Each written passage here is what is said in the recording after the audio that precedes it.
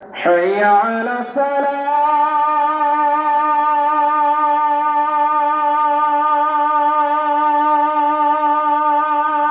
السلام عليكم ورحمة الله وبركاته. إن الحمد لله والصلاة والسلام على من لا نبي بعده وعلى آله وأصحابه أجمعين. أما بعد، قال الله تعالى في القرآن الكريم: أعوذ بالله من الشيطان الرجيم. بسم الله الرحمن الرحيم.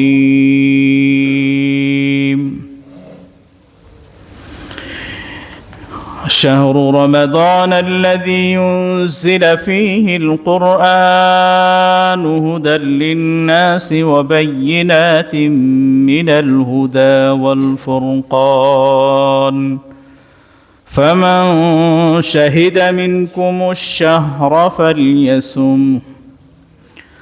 صدق الله العظيم. وقال رسول الله صلى الله عليه وسلم: من صام رمضان إيمانا واحتسابا غفر له ما تقدم من ذنبه، أو كما قال عليه الصلاة والسلام. উপস্থিত সম্মানিত মুআজ্জাজ হাজিরিন, আল্লাহ তাআলার শুকরিয়া যে রব্বুল আলামিন আমাদেরকে তার ঘরে আসার তৌফিক দিয়েছেন, কোরআন এবং হাদিসের কথা বলার শোনার তৌফিক দিয়েছেন। সেই রব্বুল আলামিনের শুকরিয়া আদায় করি। সবাই কালিমাতুশ শুকর হৃদয় থেকে বলি আলহামদুলিল্লাহ। মুহতারাম হাজিরিন, এই মাস শেষ হওয়ার পথে, আর অল্প কিছুদিন পরেই আমাদের কাঙ্ক্ষিত বরকতের, রহমতের, মাগফিরাতের মাস আগত। এই মাস, সামনের মাসকে কেন্দ্র করে আমাদের কি প্রিপারেশন থাকা দরকার, আল্লাহ রাব্বুল আলামিন তৌফিক দিলে এই ব্যাপারে কিছু কথা বলবো। আমা তৌফিকি ইল্লা বিল্লাহ। কোনো মেহমান যদি গুরুত্বপূর্ণ হয়, তাহলে ওই মেহমানের আগমনের আগেই মানুষ প্রিপারেশন নেয়। আর যে মেহমান যদি ভালোবাসার মানুষ না হয়ে থাকে, অন্য কেউ হয়ে থাকে, তার জন্য তার জন্য প্রিপারেশন নেয়নি। কিন্তু সে যদি ভালোবাসার মানুষ হয়ে থাকে, তার জন্য আগে থেকেই প্রিপারেশন নেয়। এখন এই আগত রমজানটা আমরা কি খুব প্রতীক্ষা করতেছি, নাকি রমজান এমনি অন্য অন্য মাসের মতোই আমরা উদাসীনভাবে এটা চলে যাবে? এটা নির্ভর করবে প্রত্যেকের আমলের উপরে। দেখা যাবে, পরিলক্ষিত হবে যে কিভাবে সে রমজান মাসটাকে চাচ্ছে, কিভাবে সে রমজান মাসটাকে সে বাস্তবায়ন করবে। রমজান আসার আগে কিছু কাজ করতে হয়। রমজান এমন একটি মাস যেটা নাকি অন্য অন্য মাসের থেকে খুব ফজিলতপূর্ণ, যে মাসে আল্লাহ তাআলা কোরআন অবতীর্ণ করেছেন, যে কোরআন মানুষকে হুদাল্লিন নাস, হুদাল্লিল মুত্তাকিন,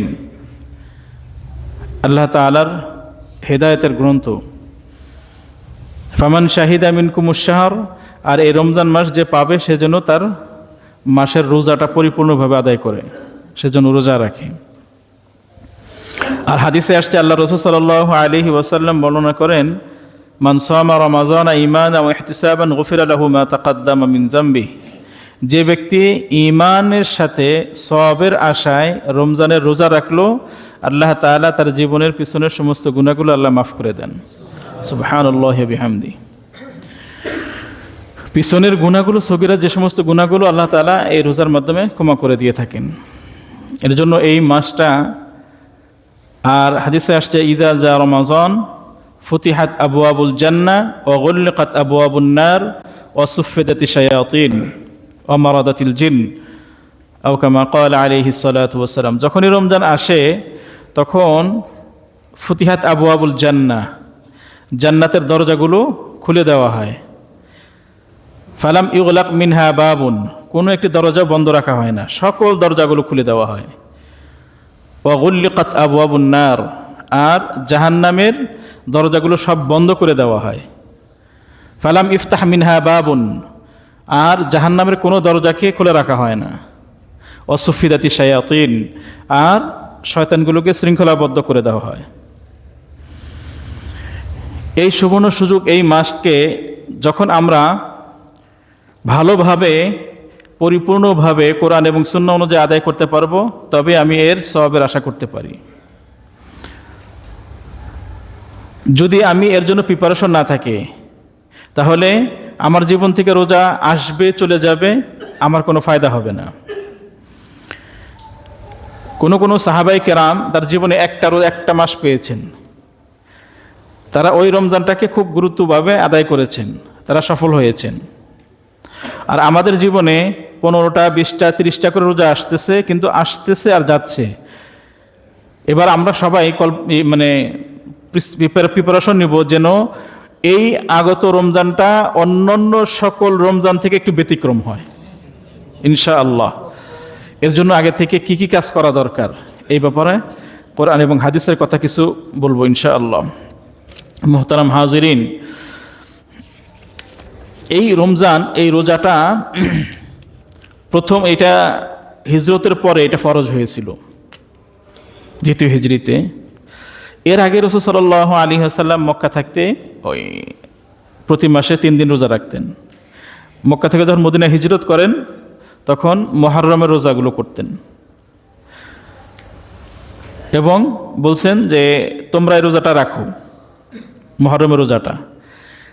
এরপরে বছর যখন রমজানের রোজা ফরজ হয়ে গেল, তারপরে ঘোষণা করা হলো মুহররমের রোজাটা ইচ্ছা, মান শাআ সামাহু ওয়া মান শাআ তারাকাহু, যে চায় সেটা রাখবে, যে চায় সেটা ছেড়ে দিতে পারবে।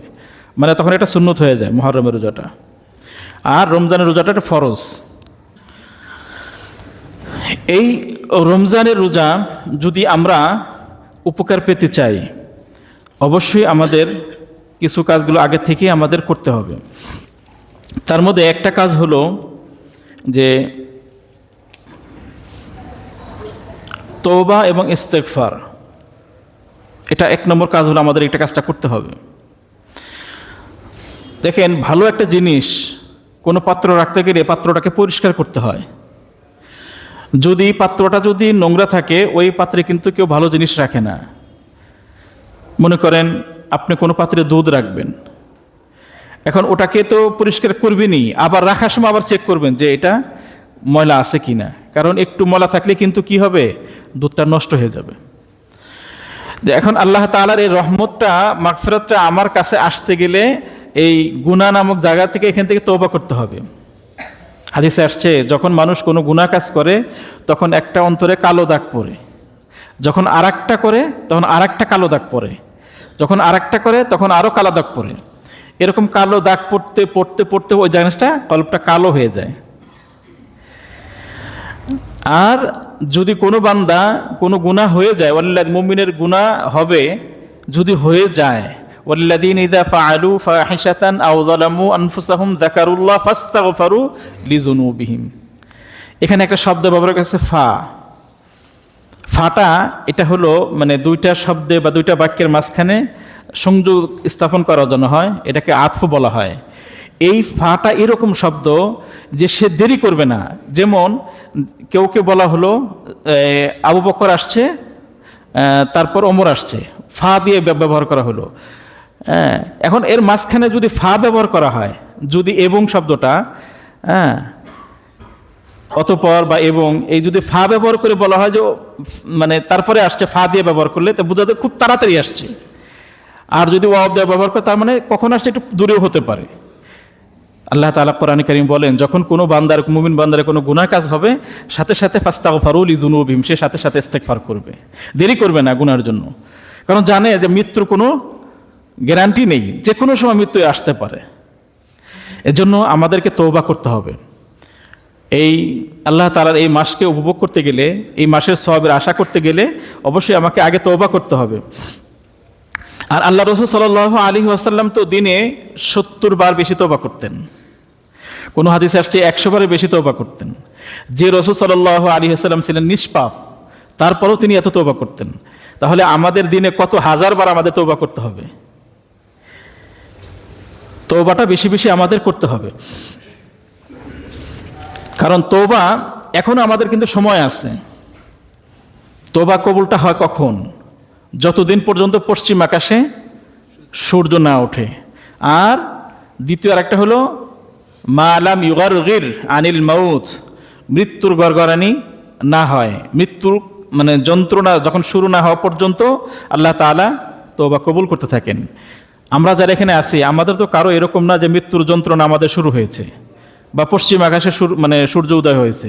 আল্লাহ তাআলা এখনও আমাদের সুযোগ দিয়েছেন, এই জন্য আমরা তওবা করব, ইস্তেগফার করব। আমাদের পিছনের গুনার জন্য, কবিরা গুনাহ, শিরক, বিদআত, তারপরে হিংসা, যত গুনাহ আছে সকল গুনাহ থেকে আমরা নিজেকে তওবা করব। তওবা করলে আল্লাহ তাআলা ফাকুলতু আস্তাগফিরু রাব্বাকুম ইন্নাহু কানা গাফফারা, আল্লাহ তাআলা বলেন তোমরা তওবা করো, আল্লাহ তাআলা ক্ষমাশীল। গাফফারা ইরসিলিস সামা আলাইকুম মিদরারা ওয়া ইমদিদকুম বিআমওয়ালি ওয়া বানিন ওয়া ইয়াজআল লাকুম জান্নাতিন ওয়া ইয়াজআল লাকুম আনহারা। আমাদের সন্তান, আমাদের সম্পদ যা দরকার সব কিছু আল্লাহ তাআলা ব্যবস্থা করবেন। আল্লাহ তাআলা ওয়াদা দিচ্ছেন, আল্লাহ তাআলা আকাশ থেকে রহমতের বৃষ্টি দিবেন, বর্ষণ করবেন এই বৃষ্টিগুলো। এই জন্য আমরা বেশি বেশি তওবা করব। আর তওবা করলে আল্লাহ তাআলা পিছনের সমস্ত গুনাহগুলো আল্লাহ মাফ করে দেন। হাদিসে আসছে আত্তাইবু মিনাজ যামবি কামাল্লা যামবালা, গুনাহ থেকে যে তওবা করার মানে এরকম যে সে যেন আজকে মায়ের পেটে থেকে জন্মগ্রহণ করেছেন। সুবহানাল্লাহি ওয়া বিহামদি। আত্তাইবু মিনাজ যামবি কামাল্লা যামবালা, গুনাহ থেকে তওবাকারী তার জন্য কোনো গুনাহই নেই। কামাল্লা যামবালা, তার জন্য কোনো গুনাহই নেই। হাদিসে আসছে যে আল্লাহ তাআলা মানে এত খুশি হন যে যখন মানুষ তওবা করে। একটা মুসলিম শরীফ একটা হাদিসে এরকম আসছে যে কোনো বান্দা, কোনো ব্যক্তি মানে সফরে গেছে, তার উটটা নিয়ে, তো ওখানে উটের উপরে তার খাবার টাবার সবই আছে। এখন সব হঠাৎ করে দেখা যায় সে একটু বিশ্রাম করতেছে, দেখা যায় উট নাই, খাবারও নাই, কিছুই নেই, মরুভূমি, কোথাও কিছু নাই। এখন তার ক্ষুধা, তার কেমন তার মানে পরিস্থিতিটা তার কেমন হবে? খুব পেরেশানি হবে না? একটা মাত্র অবলম্বন, আর এই মরুভূমির ভিতরে কোথাও কিছু নেই, একটা গাছের তো সে শুয়ে আছে, আর এমন টাইমে এটা উধাও হয়ে গেছে। এখন না আছে খাবার, না আছে কোথাও যাওয়ার। এখন সে বেচারি চিন্তা করতে করতে আবার ঘুমিয়ে গেছে। ঘুম থেকে উঠে দেখা যায় সে উঠ আবার হাজির। তখন কেমন খুশি হবে? অনেক খুশি হবে না? হাদিসে একটা শব্দ ব্যবহার করছে যে মানে হাদিসে এরকম শব্দ ব্যবহার করছে যে আল্লাহুম্মা আনতা আবদি ওয়া আনা রাব্বুক। এত খুশি তখন সে বলেছে মানে হে আল্লাহ, তুমি আমার গোলাম, আমি তোমার রব। মানে আল্লাহ তাআলা শুকরিয়া আদায় করতে চাই, বলতেছে হে আল্লাহ, তুমি আমার গোলাম, আমি তোমার রব, তুমি আমার বান্দা, আমি তোমার রব। মানে এত বেশি খুশি হয়। তো আল্লাহ তাআলা এর থেকেও বেশি খুশি হন। লিল্লাহি আফরাহু মিনাল আবদি মা কানা তাওবান, মানে তাওবাতা, যে নাকি তওবা করবে আল্লাহ তাআলা এরকম মানে হারানো মানুষ পেলে যত খুশি হয় তার চেয়ে বেশি খুশি হয় আল্লাহ তাআলা। এই জন্য আমরা তওবা করব। আর তওবা করলে গুনাহগুলো আল্লাহ তাআলা মাফ করে দেন। শুধু মাফ করে দেন এরকম না, হাদিস কোরআনে কারিমে আসছে এই গুনাহগুলো আল্লাহ তাআলা নেকি দ্বারা পরিবর্তন করে দেন। সুবহানাল্লাহি ওয়া বিহামদি। ইল্লা মান তাবা ওয়া আমানা ওয়া আমিলা আমালান সলিহান ফাউলাইকা ইউবাদদিলুল্লাহু সাইয়্যাতিহিম হাসানাত। তার এই সাইয়্যাত মানে গুনাহগুলো হাসানাত দ্বারা আল্লাহ তাআলা পরিবর্তন করে দেন। এই সুবর্ণ সুযোগ কে হাতছাড়া করে? যে জীবনের গুনাহগুলো সবকিছু পরিবর্তন করে আল্লাহ তাআলা দিবেন। হাদিসে আসছে যে যদি তওবা করে তাহলে তার সুখী দাম্পত্য জীবন লাভ হবে। ওয়া আনিস্তাগফিরু রাব্বাকুম সুম্মা তুবু ইলাইহি ইউমাত্তিউকুম মাতাআন হাসানান, মানে সুখী জীবন আল্লাহ তাআলা দান করবেন। যত বেশি আপনি তওবা করবেন তত বেশি আপনি সুখী জীবন যাপন করবেন। ওয়া ইউতি কুল্লাযী ফাদলিন ফাদলাহ, আর আল্লাহ তাআলা অফুরন্ত নিয়ামত আপনাকে দিবেন, ফজল দিবেন, রিজিক দিবেন। আর দুনিয়াতে যে ব্যক্তি তওবা করবে, আর যদি কেউ তওবা না করে, কোরআনের আয়াত আছে ওমান লাম ইয়াতুব ফাউলাইকা হুমুজ জালিমুন, যে তওবা করবে না সে হলো জালেম। জন্য আমরা বেশি বেশি তওবা করব। আর তওবা এরকম না শুধু মুখে মুখে তওবা এরকম না, আমার আমলের ভিতরেও তওবা করতে হবে, কাজের মাধ্যমে প্রকাশ করতে হবে। আর তওবার জন্য তো বেশ কিছু জিনিস শর্ত। একটা হলো স্বীকার করতে হবে যে আমি এই গুনাহটা করছি, আল্লাহর কাছে স্বীকার করতে হবে, হে আল্লাহ আমি গুনাহগুলো করছি, আমাকে ক্ষমা করে দেন, অনুতপ্ত হতে হবে। আর যে পাপটা আমি আল্লাহর কাছে চাচ্ছি সেটাকে মানে বন্ধ করে দিতে হবে, সে কাজটা আর ফেরত যাওয়া যাবে না। আর সেই পাপটাকে ঘৃণা করতে হবে। আর আল্লাহ যে মহান এটাকে বিশ্বাস করতে হবে। এরকমভাবে আল্লাহর কাছে যখন মানুষ ফিরে আসে তওবা করে, কোরআনে কারিমে একটাতে বলেন ইয়া আইয়ুহাল্লাযীনা আমানু তুবু ইলাল্লাহি তাওবাতান নাসুহা আসা রাব্বুকুম আইয়ুকাফফিরা আনকুম সাইয়্যাতিকুম ওয়া ইউদখিলাকুম জান্নাত। যদি তোমরা তওবা নাসুহা করো, আল্লাহ তাআলা বলেন ইউকাফফিরু আনকুম সাইয়্যাতিকুম, আল্লাহ তাআলা তোমাদের জীবনের গুনাহগুলো আল্লাহ তাআলা মাফ করে দিবেন যদি তওবা নাসুহা করো। ওয়া ইউদখিলকুম জান্নাত, আর তোমাদেরকে জান্নাত দিবেন। তাহলে তওবা করলে গুনাহগুলো মাফ হয়ে যায়। কোন কোরআনে আয়াত আছে যে গুনাহগুলো আল্লাহ তাআলা নেকি দ্বারা পরিবর্তন করে দেন। আর একটা ফায়দা হলো জান্নাত আল্লাহ তাআলা দিবেন, রিজিক দিবেন, সুখী দাম্পত্য জীবন দিবেন। দেখেন ফেরাউন কিন্তু তওবা করছিল, কিন্তু তওবা কবুল হয়নি। যখন গড়গড়ানি আসছে মৃত্যুর যন্ত্রণা, তখন কিন্তু তওবা করছিল, কিন্তু তওবা কিন্তু কবুল হয়নি। আবার আদম আলাইহিস সালাম কিন্তু তওবা করেছিলেন, আল্লাহ আদমের তওবা কবুল করেছিলেন। এজন্য অনুতপ্ত হতে হবে, স্বীকার করতে হবে, আর ওই পাপ থেকে বিরত থাকতে হবে। আল্লাহ যে মহান এই কথাগুলো আপনাকে বিশ্বাস করতে হবে। মোহতারাম হাজিরিন, এক নম্বর কাজ হবে আমাদেরকে এই রমজানের আগে আমাদের সকল গুনাহ থেকে তওবা করা। আর দ্বিতীয় একটা কাজ হবে যে রমজানের যে সমস্ত ফজিলত আছে এগুলো বেশি বেশি জানতে হবে, বেশি বেশি পড়তে হবে।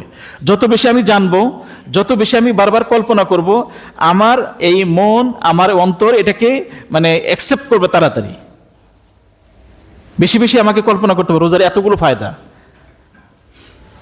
রোজার মানে রমজানের এই ফজিলত, তারাবির এই ফজিলত, তাহাজ্জুদের এই ফজিলত, হ্যাঁ, রমজানের দান করলে এই পরিমাণ ফজিলত, হ্যাঁ, এই সমস্ত সব কিছু মাথায় এগুলো কল্পনা করতে হবে আর পড়তে হবে, জানতে হবে। বিশেষ করে মাসলা মাসাইল যত কিছু আছে, কারণ ফরজের ইলম শিখাও ফরজ। এখন রোজা কি কি ভঙ্গ হয়, রোজা রাখাটা ফরজ। এখন এর যদি মাসলা আমি যদি না জানি, তাহলে কিন্তু আমার দ্বারা রোজা কিন্তু ওইরকম দেখা যাচ্ছে রোজা ছুটে গেছে, আমি জানি না। তাহলে রোজা ফরজ, এর ইলম শিক্ষা করাও আমাদের জন্য ফরজ। আর 3 নম্বর হলো মানসিকভাবে প্রিপারেশন নিতে হবে, প্রতিজ্ঞা করতে হবে যেন আমি এই রমজানটা আমি অন্য সকল রমজান থেকে ব্যতিক্রম করব। এই প্রতিজ্ঞাটা আগে থেকে থাকতে হবে। আরেকটা কাজ করতে হবে যে 4 নম্বর হলো যে এর আগে যদি কোনো আমাদের রমজানের কোনো কাজা রোজা থেকে থাকে, এখনই এটা সুবর্ণ সুযোগ, সামনে যে কয়েকদিন আছে আমরা যাদের রোজা মানে কাজা রোজাগুলো আছে সেগুলো আদায় করে দেওয়া। বিশেষ করে আমাদের বাড়িতে মা বোনরা অসুস্থতার কারণে অনেক রোজা ছুটে যেয়ে থাকে, তো তাদেরও এই সময়গুলো শাবানের মানে রমজানের আগেই এগুলো আদায় করা, হ্যাঁ, এই কাজা রোজাগুলো যদি কারো থাকে এগুলো আদায় করা। আর আরেকটা আমাদের প্রিপারেশন থাকবে এরকম, হাদিসে আসছে ওয়ালিল্লাহি উতাকাউ মিনান নার, আল্লাহ তাআলা রমজানে মানে দৈনিক অনেক মানুষকে আল্লাহ তাআলা জাহান্নাম থেকে মুক্তি দেন। তো ওই মুক্তির খাতায় আমার নামটা যেন আসবে, তখন এর জন্য আমাকে কি করতে হবে, এই সাধারণ যে ক্ষমা আমি যদি যোগ্য হতে চাই, তাহলে আমাকে আল্লাহ তাআলা মানে কাদেরকে ক্ষমা করেন না, 2 শ্রেণীর মানুষদেরকে ক্ষমা করেন না। এক শ্রেণীর মানুষ হলো যারা শিরকের গুনাহ থাকবে তার ভিতরে, আর এক ধরনের গুনাহ যেটা হিংসার গুনাহ, ভাইয়ে ভাইয়ে হিংসা, হ্যাঁ, এক পরিবার আরেক পরিবারের হিংসা, হ্যাঁ, একটা সমাজ আরেক সমাজের হিংসা, এই যে হিংসা বিদ্বেষ, এই হিংসা বিদ্বেষ নামক যে গুনাহটা, এই কবিরা গুনাহ, এই গুনাহ থেকে আমাদেরকে নিজেদেরকে পরিত্রাণ হতে হবে, পবিত্র হতে হবে। আর শিরকের গুনাহ থেকে আমাদেরকে পবিত্র হতে হবে।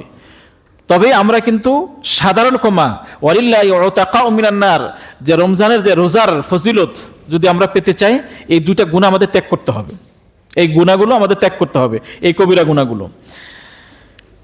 আর এই যে পিছনে যে যে রোজাগুলো আমরা আদায় করছি, রমজান মাস আমাদের পিছনে যে চলে গেল, এই মাস কিন্তু অনেকের জীবনে এরকম চলে গেছে যে গত বছর ঠিকমতো আমরা আদায় করতে পারিনি। সাহাবায়ে কেরাম কি করতেন, 2 মাস আগে থেকেই তারা আল্লাহকে দোয়া করতেন, আল্লাহুম্মা বারিক লানা ফি রজব ওয়া শাবান ওয়া বাল্লিগনা রমাজান। 2 মাস আগে থেকে তারা আল্লাহর কাছে দোয়া করতে থাকতেন, আর তারা প্রিপারেশন নিতে থাকতেন, বেশি বেশি রোজা রাখতেন। আর রোজা যখন চলে যেত, প্রায় 5-6 মাস তারা আল্লাহর কাছে দোয়া করতেন, হে আল্লাহ, রমজান মাসে যেগুলো আমল করছি এই আমলগুলো কবুল করো। তাহলে রোজা আসার আগে থেকে তারা প্রিপারেশন নিতেন, রোজা যাওয়ার পরে 6 মাস তারা আল্লাহর কাছে দোয়া করতেন। এই যে নামাজে আসছি, নামাজে আসার পরে আমরা ক্বাবলাল জুমা 4 রাকাত নামাজ পড়ি, দুখুলুল মসজিদ পড়ি। তো এই মুসল্লি এরপরে সে জুমার নামাজ আদায় করবে, তার যত খুশু থাকবে, ইতমিনান থাকবে। আর একজন বেচারা যখন তাকবীরে উলা হচ্ছে, একামত হচ্ছে, তখন সে দৌড়ে আসলো ঘরের থেকে, যে ইমাম সাহেব দাঁড়িয়েছে, এখন দৌড়ে আসলো, ওই বেচারার নামাজ কিন্তু একরকম হবে না। যে ব্যক্তি আগেই প্রিপারেশন নিয়ে নামাজ পড়ছে, সুন্নত পড়ছে, এর জন্য কিন্তু খুশুর জন্য আল্লাহ তাআলা কিন্তু দেখবেন ফজরের আগে 2 রাকাত সুন্নত দিয়েছেন, আবার ফরজ নামাজের পরে আরো কিছু সুন্নত দিয়েছেন, কিছু নামাজ জোহরের পরে, তারপরে মাগরিবের পরে, এশার পরে, এই যে আগে পরে যে দিয়েছেন, এই ফরজটাকে সুন্দর করার জন্য, খুশুর সাথে আদায় করার জন্য। ঠিক তেমনি ভাবে এই রমজানের আগেও আমাদের রমজানের কিছু রোজা রাখতে হয়। কারণ হুট করে কোনো জিনিস যখন 11টা মাস আমরা খেতে খেতে আমরা একটা অভ্যস্ত হয়ে যাই। আর প্রথম দিকে যখন আমরা বিশেষ করে যুবক ভাইয়েরা প্রথম 2টা রমজান খুব কষ্ট হয়ে যায়, কয়েকটা রমজান রাখার পরে দেখা যায় আর কষ্ট আর পারে না, কারণ আগে তো তার অভ্যাস নেই। এর জন্য এই মাসে এখনো সময় আছে, যে কয়টা দিন আছে, কয়েকটা দিন আমরা রোজা রাখবো। তাতে রাখলে রাসূল সাল্লাল্লাহু আলাইহি ওয়াসাল্লাম এই শাবান মাসে সবচেয়ে বেশি রোজা রাখতেন। যেখানে রাসূল সাল্লাল্লাহু আলাইহি ওয়াসাল্লাম বেশি রাখতেন, সেখানে আমরা একটাও রাখলাম না, তাহলে আমরা কিভাবে রাসূলের উম্মত দাবি করি? এর জন্য প্রিপারেশন হিসাবে হলেও আমরা এই রমজান মাসের আগে, এই শাবান মাসে আমরা কয়েকটা রোজা রাখবো ইনশাআল্লাহ। আর যে জিনিসটা আমাদের গত বছর, যে কারণে আমরা গত বছরটা আমরা ভালো করে কাটাতে পারলাম না, এই চিহ্নিত করতে হবে এই জিনিসগুলো, যে কি কারণে আমরা গত বছরটা সুন্দর করে করতে পারলাম না, কি কি কারণ, সেগুলো বের করতে হবে। আর ওই যদি কারণগুলো আমি চিহ্নিত করতে পারি, তাহলে আমি ওই কারণগুলো আগে থেকে আমরা ছেড়ে দিব। কি বন্ধুর কারণে, না সমাজের কারণে, না কিসের কারণে, না নিজের অবহেলার কারণে, না নিজের গুনাহের কারণে, কি কারণে আমি গত বছরটা আমি ঠিকমতো রোজাটা পালন করতে পারিনি, তারাবিটা ঠিকমতো পড়তে পারিনি, তারপরে ঠিকমতো আমি দান করতে পারি নাই, জিকির আজকার করতে পারি নাই, কোরআন তেলাওয়াত করতে পারি নাই, কোরআনে কোনো একটা আয়াত মুখস্থ করতে পারি নাই, কি কি কারণে আমি গত বছরটা আমি ঠিকমতো করতে পারিনি। যে কারণগুলো আমার কাছে উপস্থাপন, সেগুলো আমি লিখবো, চিহ্নিত করে আমি ওগুলো ত্যাগ করে দিব, ছেড়ে দিব ওই সমস্ত গুণাগুলো। আর আরেকটা কাজ করব, যে আগত রমজানটা যেন আমাদের খুব ভালোভাবে কাটে, এর জন্য আমরা 24 ঘন্টার একটা রুটিন তৈরি করব। আসুন্নাহ ফাউন্ডেশনের ওই কিছু রুটিনও পাওয়া যায়, যে 24 ঘন্টার রুটিনটা কিভাবে আমি পালন করব। তো এগুলো যদি আমরা কিনতে পারি, ওটাতে আমরা হবে, অথবা আমি নিজে করে একটা ফলো করব, যে 24টা ঘন্টা যেন আমার কোনোটা সময় যেন আমার কাছ থেকে ইবাদত বন্দেগী ছাড়া যেন মিস না হয়।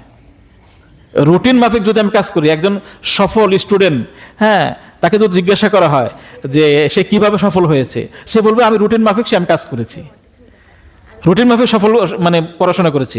এজন্য এই মাস আসার আগেই আমরা রুটিন একটা তৈরি করব, 24 ঘন্টার রুটিন, যেখানে আমার প্রতিদিন একটা করে আয়াত আমি মুখস্থ করতে পারি, ছোট ছোট একটা আয়াত, তারপরে একটা হাদিস মুখস্থ করব, অথবা এত ঘন্টা আমি কোরআন তেলাওয়াত করব, প্রতিদিন কমাস কম আমি কিছু টাকা দান করব প্রতিদিন।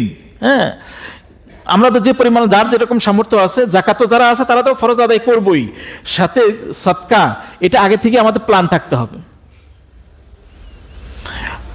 তাহলে আমাদের রমজানটা সুন্দর হবে। আর এই যে কয়েকটা দিন আছে সময়, এই সময়গুলো আমরা আল্লাহর কাছে বেশি বেশি দোয়া করতে হবে। দোয়া কিন্তু এমন একটা আমল যেটা আল্লাহর কাছে খুব পছন্দের একটা আমল। ওয়াইদা সাআলাকা ইবাদি আন্নী ফাইন্নী করিব, যখন বান্দা আল্লাহর কাছে দোয়া করে, ওয়াইদা সাআলাকা, কোনো জিনিস চায় আল্লাহর কাছে, ওয়াইদা সাআলাকা ইবাদি, আমার বান্দা কোনো কিছু যখন আমার কাছে চায়, ইবাদি ফাইন্নী করিব, সেজন্য জেনে রাখে যে আমি তার অতি নিকটে। কত নিকটে? আল্লাহ তাআলা কোরআনের অপর আয়াতে সূরাতুল কাফে বলেন, ওয়া নাহনু আকরাবু ইলাইহি মিন হাবলিল ওয়ারিদ। হাবলুল ওয়ারিদ বলা হয় একটা শাহরগ আছে, এর থেকেও আল্লাহ তাআলা অধিক নিকটে আমাদের কাছে। আল্লাহর কাছে আমি মোনাজাত ধরে চেতে পারি, হ্যাঁ, তারপরে মোনাজাত না ধরেও আমি মুখে মুখে বলতে পারি। মুখে যদি আমাদের কষ্ট হয়, অন্তরে আমি আল্লাহর কাছে চেতে থাকবো যে আল্লাহ আমাকে রমজান পর্যন্ত হায়াত দান করো, এবং রমজানটা যেন আমি সফলভাবে আদায় করতে পারি, কাটাতে পারি, উদযাপন করতে পারি, হ্যাঁ, সফলভাবে কোরআন এবং হাদিস অনুযায়ী আমল করতে পারি। আল্লাহ তুমি তৌফিক দান করো। হাদিসে আসছে যে ধ্বংস হোক, ধুলায় ধূসরিত হোক ওই ব্যক্তি, যে ব্যক্তি রমজান মাস পাইলো অথচ নিজের গুনাহগুলো সে ক্ষমা করতে পারলো না।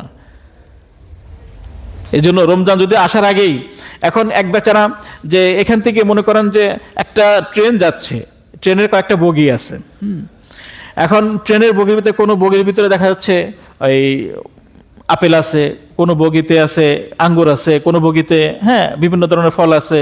এখন সে দেখতেছে আর হাত ধরে আসছে, দেখি নিব, হ্যাঁ, এখন সে হাত ঘুরে করতে শেষের থেকে নিব। এখন শেষেরটার ভিতর যে পরিমাণ মানুষ, আর সে নিতেই পারেনি। সফল মানে সে যদি নিজেকে চিন্তা করতো যে আমি শুরু থেকে প্রত্যেকটা বগির থেকে আমি নিব, এমন কোনো বগি থেকে যেন বাদ না যায়। তো এরকম আগে থেকে আমার প্রিপারেশন থাকতে হবে, রমজানের প্রতিটা দিন যেন আমি আল্লাহর কাছ থেকে আমাদের যেভাবে করা দরকার সেভাবে আমি করতে পারি। ওই শেষের দিকে এসে করব, অথবা প্রথম দিকে করব, শেষের দিকে ছেড়ে দিব, এরকম যেন কোনোটাই না হয়। এখন মানুষের মোবাইল নাম্বার আছে, এখন মোবাইল নাম্বারে যদি প্রথম 4টে ঠিক নাম্বার লেখে আর শেষের 4টে ঠিক নাম্বার লেখে আর মাঝখানে কয়েকটা যদি বাদ দেয়, তাহলে কি বলবে? রং নাম্বার, তাই না? এখন আমি দেখা যায় প্রথম দিকে রোজা রাখলাম, আবার লাইলাতুল কদর এসে থেকে কয়েকদিন রাখলাম, তাহলে এটা হবে না? হবে না। আমার পরিপূর্ণ 30টা দিন আমাদের আল্লাহ তাআলা হুকুম বাস্তবায়ন করতে হবে। আল্লাহ রাব্বুল আলামিন আমাদের সবাইকে, বিশেষ করে আমাদের যুবক ভাইদের সকলকে রমজানের আগে যে সমস্ত প্রিপারেশন দরকার, সকল প্রিপারেশন সহ রমজান মাস মানে কাটানোর তৌফিক দান করুন। আমিন। ওয়া আখিরু দাওয়ানা আনিল হামদুলিল্লাহি রাব্বিল আলামিন।